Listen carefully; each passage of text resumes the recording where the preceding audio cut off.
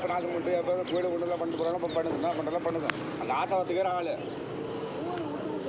15,000 வரையும் கொடுத்துட்டேன் 15 மூட்டை சிம்பியும் எடுத்து கொடுத்துட்டேன் நான் எடுத்து கொடுத்துட்டேன் அந்த ஆத்தாளுக்கு என்னப்போ சரி நாங்கள் உள்ளே போய் உட்காரோம் ஆட்டாருங்க உட்கார சொல்லுங்க அப்படின்றோம் அப்போ என் ஆள் மட்டும் கை கட்டி நிற்கணுமா அப்படின்னு சொல்கிறேன் இன்ஸ்பெக்டருக்கு சண்டை இன்ஸ்பெக்டர் சண்டை இவங்க என்ன சொல்கிறாங்க இல்லை பிரகாஷ் நாங்கள் கையெழுத்து போட்டோம் 10 நாள் முன்னாடி கையெழுத்து வாங்கிட்டாங்க அதுதான் சாமி அப்படின்றாங்க நீ ஏன் போட்டீங்க கையெழுத்து ஐயோ இந்த பணம் கொடுக்க போகிறேன்றானே அப்படின்ட்டு நாங்கள் கையெழுத்து போட்டோம் எல்லாமே கையெழுத்து போட்டாங்களா ஆமாம் அதுக்கு பிற்பாடு தானே களை வெட்டி அப்புறம் பணத்துக்கு போய் அவங்க களை வெட்டிட்டேன் அடுத்த 15 நாளைக்கு பணம் கொடுத்துட்றேன் கையெழுத்து போடுங்க அப்படின்னு கையெழுத்து கேட்டோம் யதார்த்தமாக நாங்கள் போட்டோம் ஒரு 10 பேர்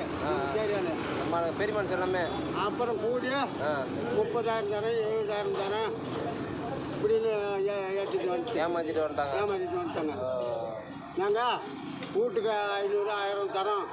ஒரு வீடு தவறாத கோயில் கட்டுங்க அப்படின்னு சொல்லி ஏமாற்றி இந்த காய்ச்சல் இன்னும் அவ்வளோ பங்கு பிரிக்கலைங்க இதாங்க உடம்பு தான் சத்தியமா நகாய மனுஷங்க இன்னும் பணம் பிரிக்கல பணம் பிரிச்சுடுவாங்க எல்லாம் ஒரு முன்சாமி கும்மன்சாமி இவரெல்லாம் கையெழுத்து போட்டாரா அந்த வகையிலையும் கையெழுத்து போட்டோம் பெரிய மனுஷன் வெள்ளிக்கண்ணன் நல்லி மாமன் தங்கமணி அப்போதுன்னா எல்லாம் இருந்தவங்க தமிழ் சுப்ராயம் எல்லாம் கையெழுத்து போட்டோம் 10 நாள் முன்னாடியே போட்டாங்க கையெழுத்து ஆமாங்க அதுக்கப்புறம் தான் மிரட்டுறாங்களா நம்மகிட்ட அதுக்கு என்ன இருந்தாங்க 60,000 70,000 வந்துட்டு நீ வந்து பேசின பிற்பாடு அப்புறம் 1.70 வந்துச்சு இந்த 1.70 வாங்கியா இன்னும் ரூபா மட்டை அவனுக்கு கட்டணும் கூலி அது கொடுத்தாச்சு 1.50 அப்படியே அந்த மேஸ்திரி கொடுத்தாச்சு அது ஒரு பைசா கூட வரணும் சாப்பிடல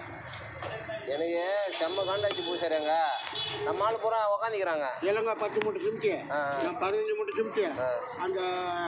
வெள்ளிக்கிழமை நான் உட்காரலாம் பரவாயில்ல 10 மூட்டை சிமிட்டி